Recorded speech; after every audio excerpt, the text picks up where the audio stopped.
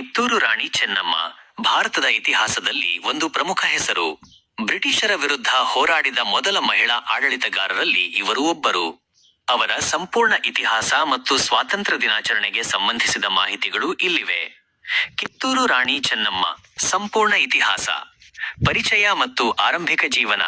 Kittur Rani Chennamma 1778 October 23 ಕರ್ನಾಟಕದ ಬೆಳಗಾವಿ ಜಿಲ್ಲೆಯ ಕಾಕತಿ ಎಂಬ ಹಳ್ಳಿಯಲ್ಲಿ ಜನಿಸಿದರು.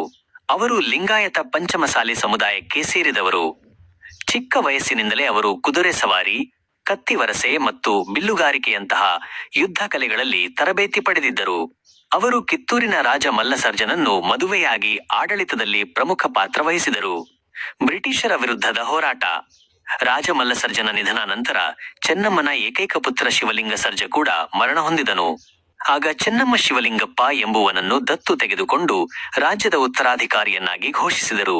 ಆದರೆ ಬ್ರಿಟಿಷ್ ಈಸ್ಟ್ ಇಂಡಿಯಾ ಕಂಪನಿಯು ದತ್ತು ಮಕ್ಕಳಿಗೆ ಹಕ್ಕಿಲ್ಲ, ಡಾಕ್ಟ್ರಿನ್ ಆಫ್ ಲ್ಯಾಪ್ಸ್ ಎಂಬ ನೀತಿಯನ್ನು ಜಾರಿಗೆ ತಂದು ಶಿವಲಿಂಗಪ್ಪನ ಉತ್ತರಾಧಿಕಾರವನ್ನು ತಿರಸ್ಕರಿಸಿತು ಮತ್ತು ಕಿತ್ತೂರನ್ನು ತಮ್ಮ ಅಧೀನಕ್ಕೆ ತೆಗೆದುಕೊಳ್ಳಲು ಪ್ರಯತ್ನಿಸಿತು. ಇದನ್ನು ವಿರೋಧಿಸಿದ ರಾಣಿ ಚೆನ್ನಮ್ಮ ಬ್ರಿಟಿಷರ ಈ ನೀತಿಯನ್ನು ಪ್ರತಿಭಟಿಸಿದರು. ಅವರು ಬ್ರಿಟಿಷ್ ಅಧಿಕಾರಿಗಳಿಗೆ ಹಲವು ಪತ್ರಗಳನ್ನು ಬರೆದು ಸಂಧಾನಕ್ಕೆ ಪ್ರಯತ್ನಿಸಿದರು. ಆದಾಗ್ಯೂ ಬ್ರಿಟಿಷರ ಮುಖ್ಯಸ್ಥ ಥ್ಯಾಕರೆ ಕಿತ್ತೂರಿನ ಮೇಲೆ ಯುದ್ಧ ಘೋಷಿಸಿದನು.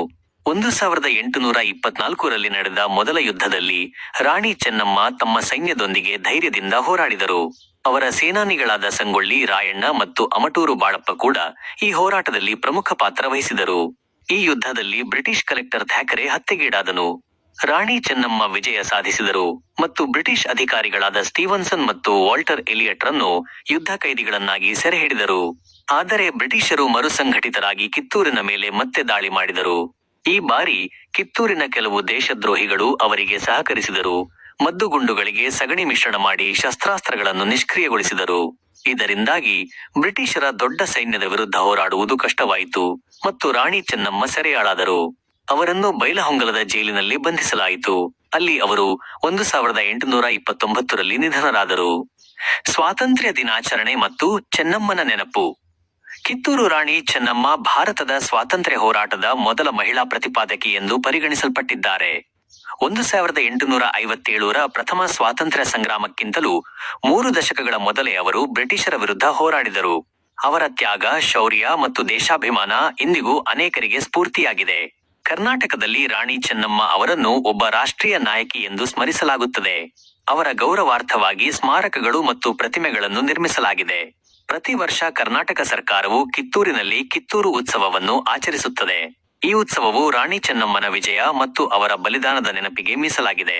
ಈ ಸಂದರ್ಭದಲ್ಲಿ ಸಾಂಸ್ಕೃತಿಕ ಕಾರ್ಯಕ್ರಮಗಳು ಮತ್ತು ಮೆರವಣಿಗೆಗಳು ನಡೆಯುತ್ತವೆ. ಸ್ವಾತಂತ್ರ್ಯ ದಿನಾಚರಣೆಯ ಸಂದರ್ಭದಲ್ಲಿ ಭಾರತದ ಇತಿಹಾಸದಲ್ಲಿ ರಾಣಿ ಚೆನ್ನಮ್ಮನಂತಹ ವೀರ ಮಹಿಳೆಯರ ಪಾತ್ರವನ್ನು ನೆನಪಿಸಿಕೊಳ್ಳಲಾಗುತ್ತದೆ. ಅವರ ಧೈರ್ಯ ಮತ್ತು ದೃಢ ಸಂಕಲ್ಪವು ಭಾರತದ ಸ್ವಾತಂತ್ರ್ಯ ಸಂಗ್ರಾಮಕ್ಕೆ ಭದ್ರ ಬುನಾದಿಯನ್ನು ಹಾಕಿದವು. ಅವರ ಹೋರಾಟವು ಮುಂದಿನ ತಲೆಮಾರಿನ ಸ್ವಾತಂತ್ರ್ಯ ಹೋರಾಟಗಾರರಿಗೆ ಸ್ಫೂರ್ತಿ ನೀಡಿತು.